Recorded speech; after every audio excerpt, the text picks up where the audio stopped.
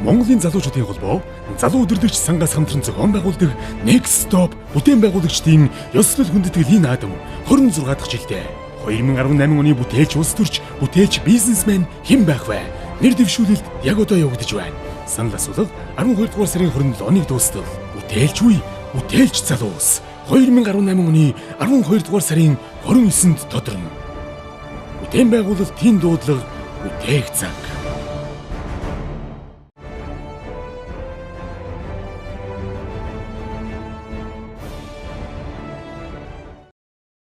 За бүтээн байгуулалт бол олон талаас нь харж болно. Нэг бол хэрэг хүн ажилуулж байна.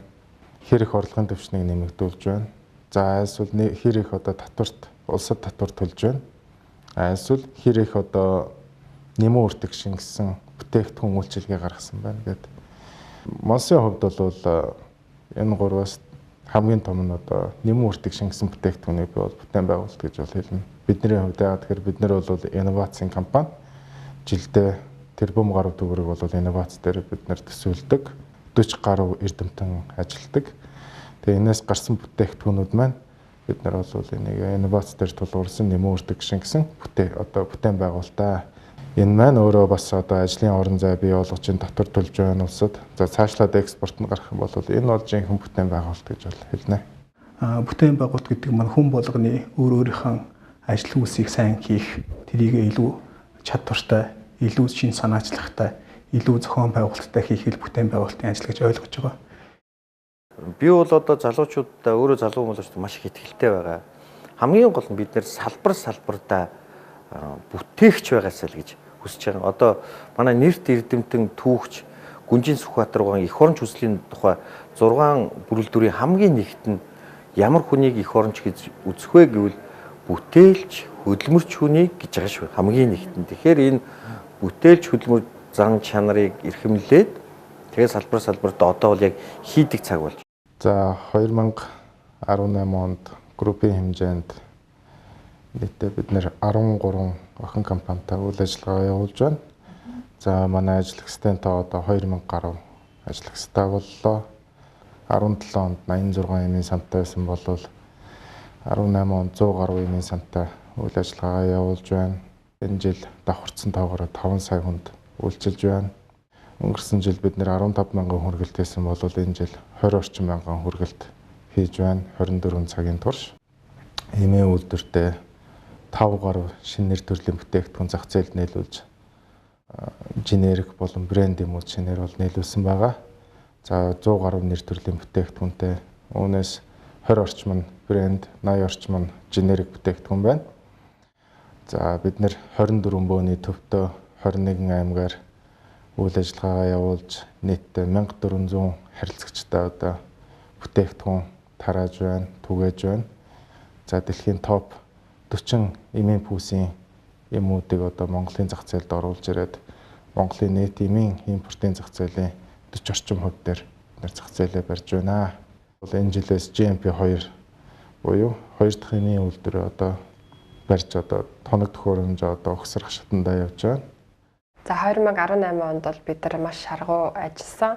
Ерөнхийдөө болохоор нэг нэрийн дэлгүүр нэмэгдэж одоогоор 3 нэрийн дэлгүүртэй бол болцсон байгаа.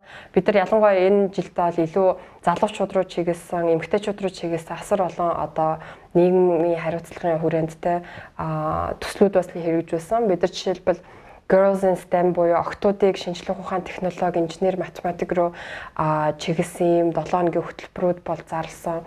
3 сарын 9-нд Women in Business гэдэг эмэгтэй бизнес эрхлэгч нарыг нэг дор цуглуулсан 450 хүнтэй ийм арга хэмжээг зохион байгуулсан. Мөн дэлхийн даяар 144 оронд одоо тэмдэглэгддэг энэ Women Entrepreneurship Day буюу эмэгтэй гарааны бизнес эрхлэгч нарын ийм дэлхийн өдөрлөгийг Монголд анх удаа бас зохион байгуулж 11 сарын 18-нд 300 хүнийг нэг дор цуглуулж 6 Монгол илтгэгч нартай амжилттай бизнес эмэгтэйчүүд мөн 8 гадны одоо илтгэгч нартай ийм одоо арга хэмжээг бас санаачилж хийгээд жил болгон энийг хийн гэсэн бас төлөвлөгөөтэй бол байгаа. Манай Монкон групп 2018 онд нийтдээ Улаанбаатар хот болон хөдөө орон нутагт 6 төсөл дээр 1700 орчим ажилтан ажилласан байна. Энээс бид нэр Улаанбаатар хотод 2 төсөл дээр 400 орчим айлын орон сууцыг ашиглалтанд оруулсан. Мөн говь үйлдвэрийн барилгын өргөтгөлийн барилга 400 ажилтны шинэ барилгыг бид нар захиалгаар барьж гүйцэтгэж энэ онд хүлээлгэж өгсөн. Мөн Хинтээ аймгийн татврын барилгыг бид нар улсын төсвийн хөрөнгө оруулалтаа 2018 онд ээж бүрэн барьж хүлээлгэж дуусгаж өгсөн байна. Үүнээс гадна бид нар оюутлогын төслийн барилга бүтээн байгуулалтын ажилд бас тэнд 700-800 орчим залуучууд ажиллаж байна. Мөн техникийн сургуулийн оюутнуудын сургалтын өргөтгөлийн барилгыг бид нар 2018-19 онд дамнаж бариулж хүлээлгэж өгөхөөр ийм төслүүд дээр ажиллаж байгаа. За 2018 он бол Go брендийн хувьд маш олд амжилттай өгөөчтэй жил байсан. За яг тодтогоод хэлэх юм бол Go брендийн хувьд бүгд найрамдах хятад ард улсын Жинийн хотод олон улсын одоо томоохон бомб толж байгаа энэ шинэ хотод Go бренд нэрийнхээ салбар дэлгүүрийг нээж байна. 2018 оны хувьд манай компани нэмэлт хөрөнгө оруулалт авсан. Тэгээд дээрэс нь бид нар Улаанбаатар хотод U-Bike төслөлийг хэрэгжүүлж эхэлсэн. Энэний өрөөнд бол дотооддоо манайх үйлдвэр дээр 200 ширхэг дугуй үйлдвэрлээд 200 дугуйгаа үйлчлэгийг гаргасан байж байгаа. 2018 онд бол манай компанийн хувьд шинэ дамжлагын шугам ундаг дугуйг олноор нь өсрөх шугамын үйлдвэрийн ашиглалтанд оруулсан байж байгаа. Мөн бас ундаг дугуйнаас гадна бусад тээврийн хэрэгсэл цахилгаанаар явдаг тээврийн хэрэгслүүд дээр бас бид нар нэлээд олон туршилтын загварууд хийж ажиллаж байгаа. За миний хувьд бол яг нийгмийн одоо оюуны салбарт одоо төлөвлөгөө ажиллаж байгаа болохоор оюуны бүтээн байгуулалт гэдэг бол маш чухал юм байна л да. Өөрөөр хэлбэл одоо ингэ ном гаргаад энэ тогтмол 7 хоног болон 2-3 удаа лекц ороод залуучууд орж байгаа шалтгаан нь юу гэхээр тэр залуучуудын оюун ухаанд нь тэр мөрөөдлийг бий болгох гэдэг. Тэгээ хэрвээ тэр мөрөөдлийг бий болгочих юм бол тэд нар бол бүтээн байгуулалтын гол хүч нь бол дараагийн үеийн гол бэлэн болно гэсэн үг л дээ. Угаасаа одоо бидний аав ээжийн нарын үе бол өөрийнхөө гүйцэтгээд ус орноо сайхан авч ах эгч нарын үе гэсэн алдаатаа оноотооч байсан ч гэсэн тэгээ бас ус орноо юм төвшөнд хөрлөө. Тэгээ одоо бидний үе ирж байгаа юм шиг бид нар одоо байж болох бүх юм аль даашлах хэрэгтэй. Одоо ингэж нэгдэн нийлж ив иеэн гисэж улс орноо хөгжүүлэхийн төлөө тэ энэ сайхан залуучууд ингээд ирч хүчээр ингээд нийлээд орох юм бол ямар сайхан бэ? Уулыг эргүүлж усыг урсгах чадал бол эдэнд байна.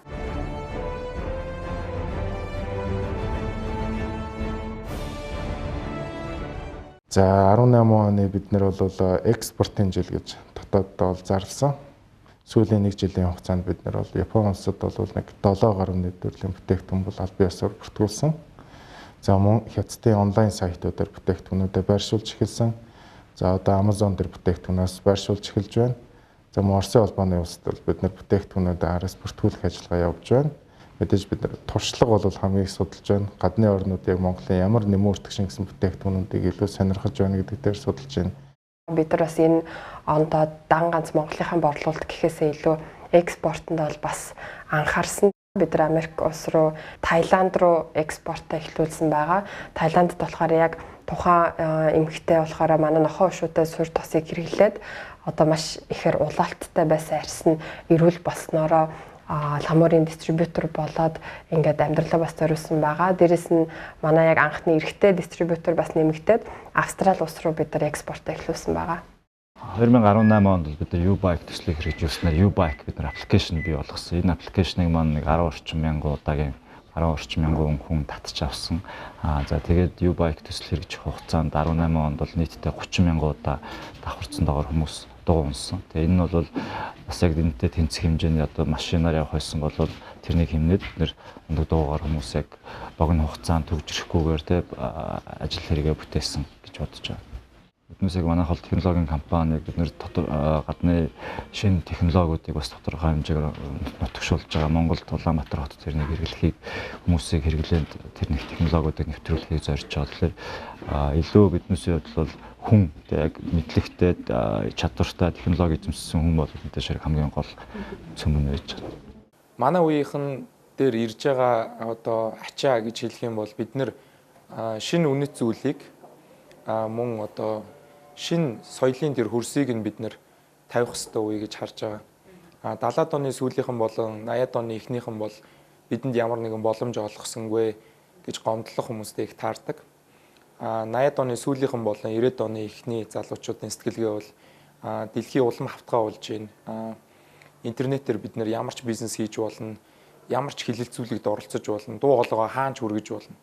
Тэгэхээр энэ боломжийг ашиглаад бид бүхэн бол одоо Монгол улсыгаа хөгжлийн дараагийн шатанд аваачхад яг ийм үнэт зүйлтэй хүн бол дэлхийд өрсөлдөх юм а гэдгийг маш сайн тодорхойлж өгөх үеийнхэн гэж би харж байгаа. За 18 он бид нэр хүний нөөцийн HR ISO буюу HR одоо хүний нөөцийн стандартыг Монголд одоо нутагшуулж байна. Одоо хүний нөөцийн HR ISO бол 2017 онд л дэлхийд нэвтэрч эхэлсэн. За энийг бол Монголд 2018 онд Монголын анхны одоо нэвтрүүлсэн компани болохыг зорж байна. Бидний одоо хамгийн сүүлийн амжилт гэх юм бол бид нэр Мандала төслөөрөө Asian Property Awards гэдэг Азийн хэмжээнд 16 улсын 100 гаруй төсөл оролцсон. Ийм төсөл эндээс бид нэр одоо Best Condo Development гэдэг шагналыг бол Мандала төслөөрөө авчирсан. Энэ онд бид нэр нийт бүтээн байгуулалт дээр 1700 орчим хүмүүсийг байнгын ажлын байраар хангаж ажилласан байна. Тэгэхээр зэрэг өмнөх жилүүдийнхээ амжилттай харах юм бол бид нэг дунджаар 10-15% өсөлтийг жил болгон үзүүлж байна.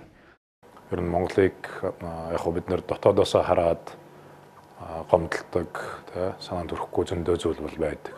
Гэхдээ бас гаднаас нь харах юм бол хаана байлаа, өнөөдөр хаана явж гэнэ үгээд хэмжээд үзэхээр манай эдийн засаг, манай хүн ам, за тэгээд одоо бусад үзүүлэлтүүд бол дандаа л дэвшилсэн байгаа. Гол нь бол хүнд урам өгөх бол их чухал байдаг л та. Тэгээ ялангуяа одоо юм эд бүтээж байгаа, тэгээ яг тэр одоо эд насан дээр, эд үе дээр байх юм бол тэр хүнд урам өгөх юм бол тэр улам цаашаага одоо ихийг бүтээх, ихийг одоо олон нийтэд одоо хийж өгөх тийм боломж бол байдаг. Одоо 2018 оны яг эхний 3 дугаар улирлын дараагийн байдлаар бид нийтдээ улсад төлдөг 5 төрлийн татвар бий. Энэ нийтдээ гарч ирж байгаа тоогоор 1.6 тэрбум төгрөгийн татварыг бид улсад татан төвлөрүүлсэн гэх юм уу товшаасан байна. Мөн 2018 онд нийгэм хамгаалал хөтөлмөрийн яамнаас манайхыг шилдэг одоо татвар төлөгчөөр бас баталгаа хажуулж бидний үйл ажиллагааг бас урамшуулсан. За энэ жил одоохондоо эхний 3 дугаар улирлын байдлаар л гарсан байгаа болохоос биш. Яг 4 дугаар улирлын байдал одоо эх жилийн 2 сард гарна. Тэгвэл өмнөх жилээс бол бид нар 30% илүү татвар төлөхөөр улсад. За ерөнхийдөө гоо брендийн хувьд бол 2017 оны шилдэг татвар төлөгчөөр шалгарсан байгаа. Тэгэхээр энэ жил бол тэрнээс илүү бас амжилттай байгаа болоо гэж бодож байна. Маш олон хүмүүс яг эрүүл мэндэд тусдаа бүтээгдэхүүн гэх юм бол ламуурыг боддог.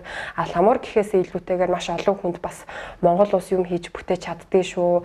Энэ бол Монгол бүтээгдэхүүн шүү гэдгийг бас харуулсан. Улсынхаа нэрийг бас одоо эергээр олон улсад харуулсан ийм одоо үйлдвэрлэл байх юм болоо гэж боддог. Бид нар тэгээд эх жилүүдээс бас өөрийн гэсэн түүхийдийн баадтай өөрөөсөө түүхийдээ байрдаг ер нь юм гоё эко зохицолбор хий гэж бол бодож байгаа. Тэгэхээр 25 жилийн дараа бол айгүй гоё эко зохицолбортой ер нь олон улсад нэр хүндтэй ийм брэнд болно гэж боддог. Социализм гэдэг юмыг огт мэдэхгүй, үзээгүй. Тэр үеийн нийгмийн байгууллууд, тэр үеийн нийгмийн харилцаанууд, эдийн засаг аж ахуйн амьдралд ч гэсэн урд өмнө байсан тэр хэм шинжүүд огт байхгүй болсон цоо шинэ үед төрсэн залуучууд нэгэсэндээ одоо ажилдаг, зүтгэдэг ийм нас руугаа орж ирж байна. Тэм учраас одоо зарим хүмүүсийн ярьдгаар алдаа оноонууд байсан, зөв буруу юмч байсан, бодсон санснараа хэрэгжүүлж чадаагүй их олон одоо муу зөвлүүд гэх юм уу дутуу зөвлүүд байсан хэдий боловч урд өмнөхтэй бидний үеийнхэнтэй харьцуулах юм бол ямар нэгэн тийм одоо төрөлтийн гаж толб байхгүй нэгэсэндээ шинэ маягийн дэвтэр, шинэ цагаан цаасан дээр мэдээллийнхаа одоо файлыг бүрдүүлсэн ийм хүмүүс амьдралд орж ирж байна. За залуучууд улс орноо хөгжүүлэхийн тулд бол мэдээж хамгийн түрүүнд залуучуудаас зөвлөгийг гэвэл нарийн мэргэжил сонгох гэж хэлнэ. Тэгээ дээрээс нь бол генерик ажил руу битгий гүйж ороод гэж хэлнэ. Ажлын туршлагаас суралц гэж хэлнэ. бид нэр улс төр түүхий эд гэж яваад бол улс маань л хөгжөөд байхгүй. Эсвэргээрээ бол бид нар нэмүү өртөг шингэсэн бүтээгдэхүүнийг аль болох үйлчлэгээ бүтээгдэхүүнүүд рүү илүү анхаарлаа төвлөрүүлэх ёстой гэж би ойлгож байна. Монгол улс түүхий эд үйлдвэрлэдэг байсан бол одоо нэмүү өртөг шингэсэн тийм үйлдвэрлэгч орн болох ёстой. Дээрээс нь бид нар ядахна одоо улсынхаа амжиргааны түвшнийг одоо дээшлүүлэхийн тулд сайн сайхан амьдралын төлөө бүгдээрээ л зүтгэх ёстой гэж ойлгож байна. Одоо бид нар зөвхөн өөрсдийнхөө чиг хандлага, үзэл баримтлал, бүтээл цэцлэгээ сайжруулж чадах юм бол дэлхийн жишгт хүрсэн хот, дэлхийн жишгт хүрсэн хөгжингүй улс орныг бүтээн байгуулах боломж бол биднэрт бүрэн дүүрэн бий л гэж үздэг. Мэдээж одоо ингээд залуус маань тодорхой хэмжээгээр амжилттай тодорхой түвшний амжилт гаргаж бүтээсэн залуучууд байгаа л да. Тэгэхээр бүгд дараа дараагийнх нь хойш төлөвлөсөн ажлууд, зорилгууд байгаа хла тэрийг бүтээж мэдээж орондоо хэрэгтэй хойч үеийн залуустай хүртэл үлгэр дуурайлж болж бас юм бүтээгээсэй л гэж бодож байна. Улс их орны асуудал гэхээр нэг их том юм шиг л те ийм юм хийчихвэл том болно гэж бодлоггүйгээр дор бүрнээ 10 жилийн сурагч хичээлээ сайн хийх, оюутан хичээлээ сайн хийх, тус бүр салбартай ажиллаж байгаа залуучууд маань бас ажилдаа эзэн болоод сэтгэлтэй хичээнгүй байх хэрэгтэй. Бизнесүүд мянга хичээгээд ер нь улс төрийн байдал бас асуудалтай юм одоо эрсдэлтэй байгаа үед бол Монгол улсын нэр хүнд бол олон улсад бас айгүй хэцүү бол байгаа. Бид нар бол тэрийг бизнесээрээ дамжуулж бас мэдэрдэг. Яг Монгол улсыг залуучуудаараа боддог. Тэгээ энэ залуучууд маань яг энэ ирчээрээ байгаад ихтгэлтэй найдвар нь одоо итгэл найдвар нь алдагдахгүй яг л энэ ирчээрээ байх юм бол би бол 20 жилийн дараа 30 жилийн дараа Монгол улсын яг нэр хүнд олон улсад буцаж айгүй эргээр байж чадна гэж бол үздэг. Яг мэдээж улс төрч хүмүүс улсыг удирдах энэ процесст бол мэдээж бизнесийг мэдэрдэг байх нь баг чухал гэж би бол боддог.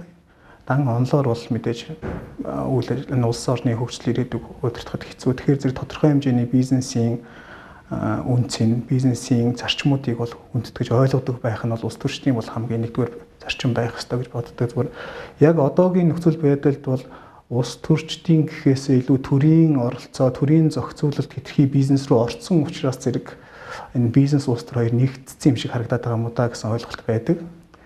Уулын төрийн зохицуулалтыг жоохон өөрчлөөд цэвэр бизнесийн зарчмаар яваад эхлэх юм бол яалтчгүй зах зээлийнхаа хэрэглээ эрэлтэн дээр сурлагдах учраас зэрэг энэ бизнесийн орчин хурдан цэвэршин тэр утгаараа улс төрийн оролцоо бизнесээс бас тодорхой хэмжээгээр хөндөрөх баха. Тэгэх юм бол илүү бодлогын зөв шийдвэрүүд гарах магадлал өндөр бий гэж боддог.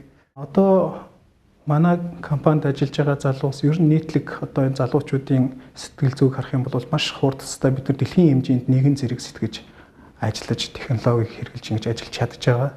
Одоо энэ болгоныг бид нар нэгтгэхэд зөв бодлого дотор зангидагдаад хүн болгон тийм бүтээлч байдлыг сайжруулах зарчмыг одоо эрхэм болгоод ингээд явах юм бол маш хурдтайгаар бидний зориод байгаа ирээдүйдээ сайн сайхан амьдралыг бий болгох юм улс орны хөгжлийг маш богино хугацаанд бид нар өөрчлөх юм шилжилтийн үе дээр бид нар зогсож байгаа гэж харж байгаа. Тийм учраас зэрэг залуучууд өөрсдийгөө өөрийнхөө ур чадвар эрдэм боловсролыг улам сайжруулж хамгийн гол нь бид нэг бүтээгч бай гэдэг тийм үн зүйлийг өөртөө эрхэм болгол цаашдаа хувь хүний болоод айл гэр улс орны хөгжилд маш том хувь нэмэр оруулах чадна гэдэгт итгэж байна. Тэгээд залуусыг өөрийгөө маш сайн хөгжүүлээрэй л гэж уриалмаар байна.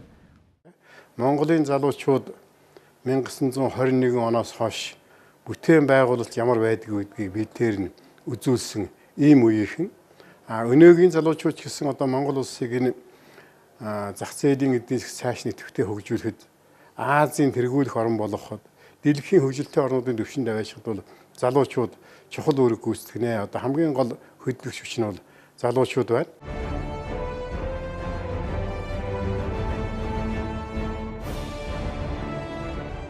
Монголын залуучуудын холбоо залуу өдөрлөгч сангаас хамтран зохион байгуулдаг Next Stop бүтээн байгуулагчдын ёслол хүндэтгэл энэ наадам 26 дахь жилдээ 2018 оны бүтээлч улс төрч бүтээлч бизнесмен хэн байх вэ? Нэр дэвшүүлэлт яг одоо явагдаж байна. Санал асуулга 12 дугаар сарын 27-ныг дуустал. Бүтээлч үе, бүтээлч залуус 2018 оны 12 дугаар сарын 29-нд тодорно. Бүтээн байгуулалтын дуудлага бүтээх цаг.